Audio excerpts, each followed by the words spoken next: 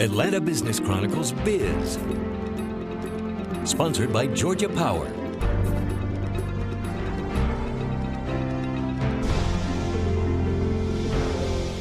Good morning and thanks for joining us. We start with Delta Airlines' latest efforts to take its environmental initiatives to the next level.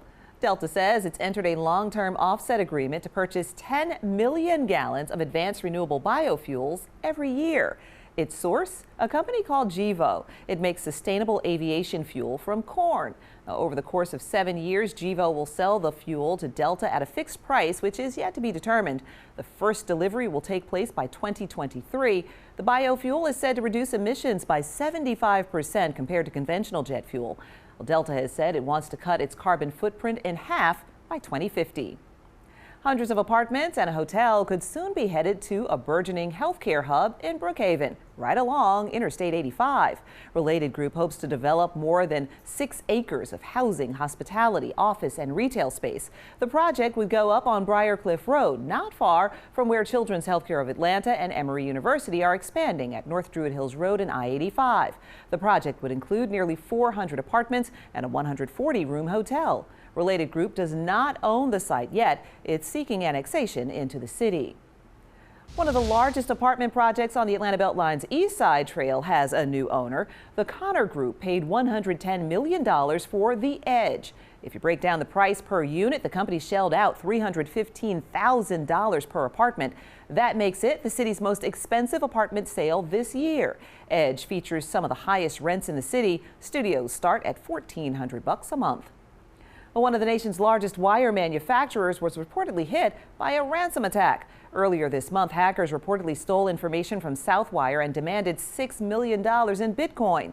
The Georgia-based company produces wire used in nearly half of every new U.S. home.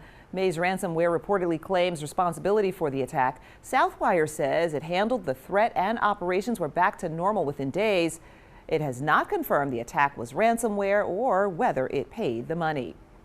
The University System of Georgia has named a finalist for the new president of the University of West Georgia.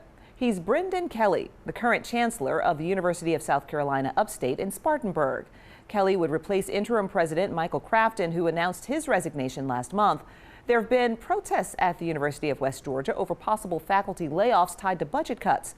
The Board of Regents will make a final decision at a yet-to-be-determined board meeting. A recent grant from the Robert W. Woodruff Foundation is strengthening old ties between Coca-Cola and Berry College. The Northwest Georgia school is getting $4 million from the foundation. Robert Woodruff was president of Coca-Cola. He was also a trustee at Berry College and reportedly a friend of its founder. The school will use the Woodruff gift to help fund a $16 million animal science building.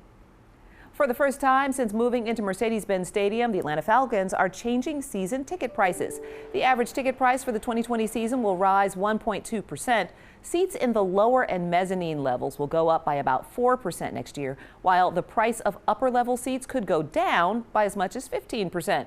The Falcons say the price changes are strictly business-driven and not due to performance on the field. Season ticket sales are down about 2% from last year.